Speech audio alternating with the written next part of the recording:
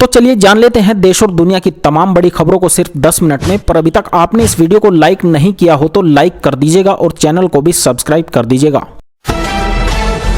BJP कार्यकर्ता का हाथ काटने वाले फारूक के घर पर चला बुलडोजर। एक्शन में सीएम मोहन यादव। उज्जैन में मीट दुकानों को किया गया जमींदोज। 4 साल से संपर्क में थे 6 आरोपित। 2 बार की थी संसद भवन की रेकी। कोर्ट ने 1 हफ्ते के लिए रिमांड पर भेजा। अमित शाह ने बताया कब आएगी जांच कमेटी की रिपोर्ट। काशी के बाद अब मथुरा की बारी। हाईकोर्ट ने शाही ईदगाह ढांचे के सर्वे का दिया आदेश। श्री कृष्ण जन्मभूमि की मुक्ति की राह में बड़ा फैसला। सुप्रीम कोर्ट में मनचाहे जज के सामने सुनवाई चाहते थे सत्येंद्र जैन। सीजेआई चंद्रचूड़ का इनकार। अस्मत बनी नेहा सिंह। मुस्लिम शिक्षिका ने हलाला के डर से की घर वापसी। महाकाल का आशीर्वाद लेकर बोली इस्लाम में औरतों की इज्जत नहीं है। काली मंदिर में पेशाब करने वाला निकला सद्दाम। 200 से ज्यादा सीसीटीवी फुटेज की खाक छानने के बाद उत्तराखंड पुलिस ने दबोचा। परिवार कह रहा है वो मानसिक रूप से है विक्षिप्त। अप्राकृतिक सेक्स और विवाहेतर संबंध बनाना अपराध नहीं। अंग्रेजों के आईपीसी की जगह मोदी सरकार लेकर आई बीएनएस। अमित शाह ने संसद में पेश किया नया मसौदा। संसद की सुरक्षा चौक में 8 सुरक्षाकर्मी सस्पेंड। लोकसभा सचिवालय की कार्रवाई। पीएम मोदी भी मंत्रियों के साथ कर रहे हैं बैठक। हिंदू नेताओं की हत्या की साजिश रचना आतंकी अपराध नहीं। मद्रास हाईकोर्ट ने उस ऑफिस को दी जमानत जो होना चाहता था आईएएस में शामिल। अयोध्या में वाटर मेट्रो। पीएम मोदी करेंगे उद्घाटन। रामलला की प्राण प्रतिष्ठा के साथ ही तुलसीदास घाट से गुप्तार घाट के बीच शुरू हो जाएगी सेवा। लाउड स्पीकरों का अनियंत्रित इस्तेमाल होगा बंद। सीएम बनते ही एक्शन में मध्य प्रदेश के मोहन यादव। कहा खुले में मांस की बिक्री स्वीकार नहीं होगी। किसान आंदोलन में शामिल थी संसद में घुसपैठ करने वाली नीलम। कांग्रेस के लिए मांगा था समर्थन। 42 साल की आंदोलन जीवी की रिहाई के लिए मैदान में उतरा संयुक्त किसान मोर्चा। जिनके सामने मारी गई करनी सेना अध्यक्ष को गोलियां, उनकी भी हुई मौत। सुखदेव सिंह गोगामेडी की हत्या के इकलौते चश्मदीद थे अजीत। प्रेम में असफल पुरुष करे आत्महत्या तो महिला नहीं होगी जिम्मेदार। छत्तीसगढ़ हाईकोर्ट की 2 टूक। सुसाइड नोट छोड़ मरा था युवक। पाल नोचे जूते बरसाए दनादन दिए मुक्के। लोकसभा में घुसे युवक को 11 सांसदों ने मिलकर कूटा। बाहर साथियों ने लगाए जय भीम के नारे। क्या कांग्रेस एमपी धीरज साहू ने जमीन में भी गाड़ रखा है खजाना। रिपोर्ट में दावा। रांची के घर की खुदाई की तैयारी। जानिए बरामद पैसों का क्या होगा। मध्य प्रदेश में मुख्यमंत्री बनने के बाद से मोहन यादव एक्शन में हैं। उन्होंने गुरुवार को उज्जैन में महाकाल मंदिर के पास बिना अनुमति से चल रही मांस की 10 दुकानें बंद करवा दी और सड़क किनारे बनी दुकानों को ध्वस्त भी किया गया। कार्रवाई नागझरी इलाके में हुई। इसके अलावा सीएम यादव ने भाजपा कार्यकर्ता पर हमला करने वाले फारूक के घर पर भी बुलडोजर चलाने के आदेश दिए हैं। उनके आदेश के बाद गुरुवार को प्रशासन ने कड़ी कार्रवाई करते हुए भोपाल बीजेपी कार्यकर्ता की हथेली काटने वाले बदमाशों के घर पर बुलडोजर चला दिया। इस कार्रवाई से पूरे प्रदेश में सनसनी फैल गई है। मोहन यादव सरकार ने राष्ट्रीय सुरक्षा कानून के तहत आरोपितों पर यह कार्रवाई की। संसद की सुरक्षा चूक के मामले में पकड़े गए 5 लोगों को दिल्ली पुलिस ने कोर्ट में पेश कर दिया है। दिल्ली पुलिस ने कोर्ट को बताया है कि संसद की सुरक्षा में सेंध लगाने वाले सभी लोग एक दूसरे से 4 साल से संपर्क में थे और काफी प्लानिंग के बाद यह काम को अंजाम दिया गया। यही नहीं, आरोपितों ने पहले संसद की रेकी भी की थी। पुलिस ने कहा कि इसे संसद में हमला ही माना जाए। दिल्ली पुलिस ने सभी आरोपितों को एनआईए की स्पेशल कोर्ट में पेश किया और 15 दिन की रिमांड मांगी। हालांकि कोर्ट ने सभी आरोपितों को 7 दिनों के लिए रिमांड मंजूर कर ली है। मथुरा में श्री कृष्ण जन्मभूमि पर स्थित शाही ईदगाह के सर्वे के लिए इलाहाबाद हाईकोर्ट ने अनुमति दे दी है। कोर्ट ने इस संबंध में दायर याचिका को मंजूरी देते हुए इस पर पूरे परिसर की जांच के लिए एक एडवोकेट कमिश्नर की नियुक्ति की मांग को माना। इसी की देखरेख में सर्वे पूरा होगा। यह याचिका हिंदू पक्ष की तरफ से श्री कृष्ण विराजमान और वकील विष्णु शंकर समेत 7 लोगों द्वारा लगाई गई थी। इस मामले में पूरे परिसर की वैज्ञानिक सुनवाई की याचिका स्वीकार होने की जानकारी हिंदू पक्ष के वकील विष्णु शंकर ने दी। सुप्रीम कोर्ट में मनचाहे जज के सामने सुनवाई की आम आदमी पार्टी के नेता सत्येंद्र जैन की अपील मुख्य न्यायाधीश DY चंद्रचूड़ ने ठुकरा दी है। CJI कोर्ट ने कहा कि वे किसी भी जज को यह निर्देश दे सकते हैं कि उन्हें क्या करना है। दिल्ली की केजरीवाल सरकार में मंत्री रहे जैन मनी लॉन्ड्रिंग के मामले में अभी मेडिकल ग्राउंड पर जमानत पर हैं। सुप्रीम कोर्ट में उनके अस्थायी जमानत को लेकर याचिका लंबित है। इसको लेकर ही उन्होंने CJI से गुहार लगाई थी। सत्येंद्र जैन के वकील और कांग्रेस नेता अभिषेक मनु सिंघवी ने सत्येंद्र जैन मामले की सुनवाई कर रही बेंच को बदलने की याचिका लगाई थी। उनकी इस याचिका को स्वीकार करने से चीफ जस्टिस DY चंद्रचूड़ ने इनकार कर दिया है। बरेली के एक प्राइवेट स्कूल की 33 साल की शिक्षिका नेहा असमत ने इस्लाम में हलाला और 3 तलाक के डर से हिंदू धर्म अपना लिया है। अब नेहा सिंह बन चुकी इस टीचर का कहना है कि उसने अपनी मर्जी से हिंदू धर्म अपनाया है। वो भगवान शंकर को अपना आराध्य मानती हैं। उन्होंने इस बात का ऐलान किया कि उज्जैन के महाकाल के दरबार में आशीर्वाद लेकर उन्होंने हिंदू धर्म अपना लिया। दरअसल इस टीचर के परिवार ने उनकी साथी शिक्षक मोहित सिंह पर उन्हें अगवा करने का शक जताते हुए सोमवार को बरादरी थाने में रिपोर्ट दर्ज करवाई थी। अब इस टीचर ने अपनी और अपने साथी मोहित को जान का खतरा बताकर बरेली SSP DM और मुख्यमंत्री योगी आदित्यनाथ से सुरक्षा की गुहार लगाई है। जानकारी के मुताबिक नेहा की अम्मी रानी बेगम के सोमवार को बारादरी थाने में नेहा के अपहरण की रिपोर्ट दर्ज करवाई गई थी।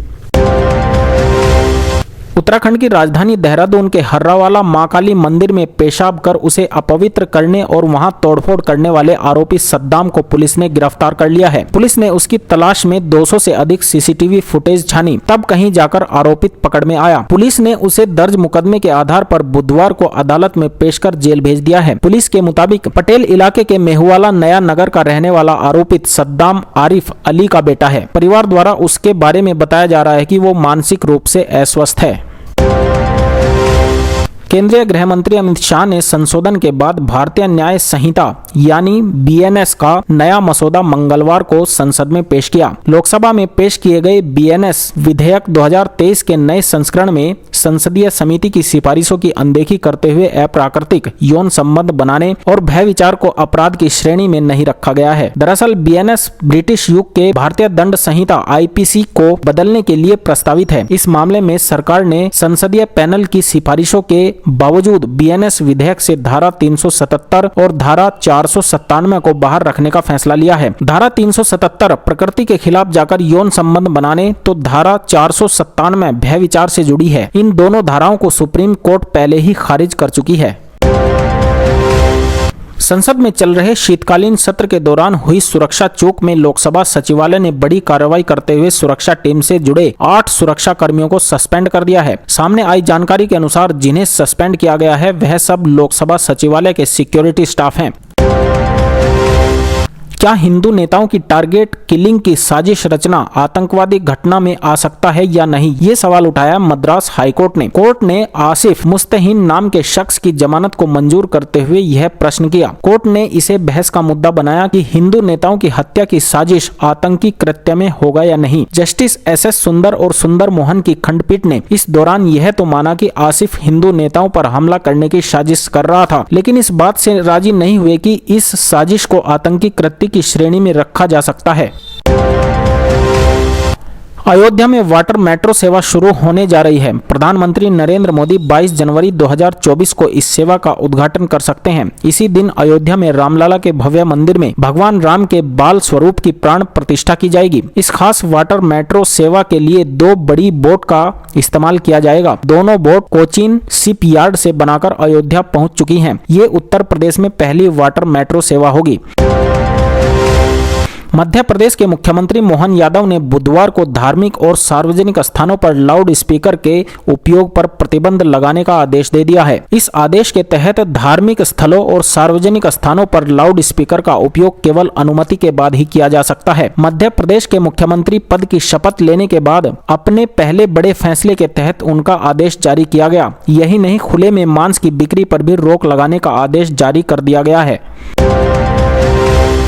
संसद और संसद के बाहर कुल 6 लोगों ने हंगामा मचाने की योजना बनाई थी, जिनमें 4 गिरफ्तार कर लिए गए, एक फरार है, जबकि एक व्यक्ति की पहचान की कोशिश की जा रही है। इसमें एक महिला नीलम भी है, जिसकी उम्र 42 साल है। उसके बारे में जानकारी मिल रही है कि वो काफी पढ़ी लिखी है, लेकिन अब पूरी तरह से आंदोलनजीवी बन चुकी है। वो तैयारी के नाम पर घर से बाहर हॉस्टल में रहती है और किसान आंदोलन जैसे तमाम मंचों पर सक्रिय रहती है। नीलम की गिरफ्तारी के बाद संयुक्त किसान मोर्चा उनके समर्थन में उतर गया है और नीलम की रिहाई की मांग कर रहा है। मीडिया रिपोर्ट्स के मुताबिक संसद भवन के बाहर हंगामा करने वाली 42 साल की नीलम कौर हरियाणा की रहने वाली है। नीलम के परिवार में उसके भाई ने न्यूज एजेंसी ANI से बातचीत करते हुए कहा, उनको इस बात की जानकारी नहीं थी कि नीलम दिल्ली में है। उसने हमें बताया था कि वो पढ़ाई के लिए हिसार में है। वो सोमवार को यहाँ आई थी और कल ही लौटी है।